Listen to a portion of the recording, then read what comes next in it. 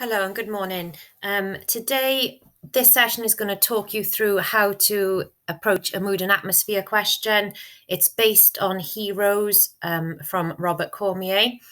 If we just remind ourselves, first of all, of the success criteria for a mood and atmosphere question. So you need to explore at least 5 quotations from the text, ideally from the beginning, middle, and end, to show that you've got a spread from the whole extract. You need to identify the specific mood or atmosphere that is being created. You need to go on and explain how that mood or atmosphere is created and why it is significant. Analysing word choices in detail where it's possible will help you achieve those higher marks. And again, recognising any techniques that are being used will help boost your mark further. The exam question is worth 10 marks and you have 20 minutes to complete the exam, the extract question in the exam. So if we have a look at the extract that we're going to be looking at, this is from the ending of Heroes. If you've got your revision paper booklets, it's on page 20.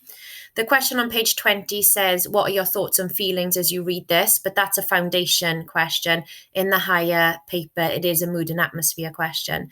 So the first thing you need to do is read through the extract carefully. You can pause this video at any time to enable you to do that. I'm not going to read it to you. Once you have finished reading that, you then need to get a highlighter and track through the text to identify the different examples that you're going to be talking about, remembering that you need to think carefully about what mood or atmosphere is being created.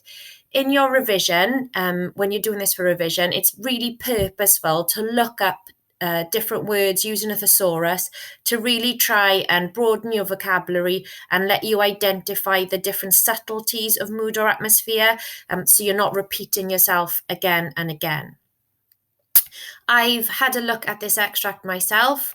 These are 4 of the examples that perhaps I would zoom in on. There's obviously far more that you can say than this, and when you write up this as practice, you need to identify at least 5. So it's giving you some scope there, perhaps in that second paragraph, to have a look for some of your own. So the first example I would talk about is that opening sentence. A master sergeant marches across the lobby as if leading an invisible platoon, uniform crisp, an array of ribbons on his chest. Okay, so obviously this is reminding us of war, that it is still a big part of people's lives, but that opening sentence makes it seem almost celebratory. Okay, the war is over. He's got his ribbon, so he's obviously been a hero, and he's coming back home perhaps. We've got the next example I would look at then is the second sentence, or perhaps a point of the rest of that paragraph. A young guy watches him unshaven, wearing an old battle jacket, soiled and stained. Okay, giving us that idea perhaps that he is homeless, that the effects of war have been far more painful and damaging for him. He smiles dreamily. Okay, but the smile turns into a grimace, and I wonder what he's thinking or remembering. So that idea then, bringing us back away from that celebratory mood to a far more somber mood, reminding us of the haunting impact of the war and that it has destroyed many, many lives. Later on in that paragraph, if you have a look at that green box, you've got that chunk there. I'm not going to write it all out, but I might pick 1 or 2 examples. But the fact that the lines all start with maybe. Okay, maybe if I'm going, maybe I should, maybe I should, maybe I should. Okay, so more optimistic mood perhaps here, because Francis is switching to the future tense.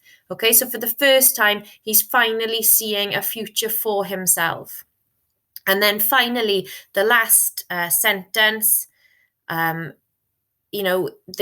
this guilt, this weight, this bag that has been weighing him down is now nice and comfortable, and he's able to move on with his life. Okay, so it's more purposeful, it's more optimistic again, but we get a sense of satisfaction thinking that he can move on with his life. When you come to write up your paragraph, you need to look at including a range of things, and that's here for you as well. So you're identifying the mood, you've got the example from the text, you're explaining the example, but to get those higher marks, you're focusing on language, perhaps including tentative judgments like may or could, and this here leads itself to a little bit more of a perceptive interpretation. Hope that's given you a little bit of help. Now you can have a go at writing up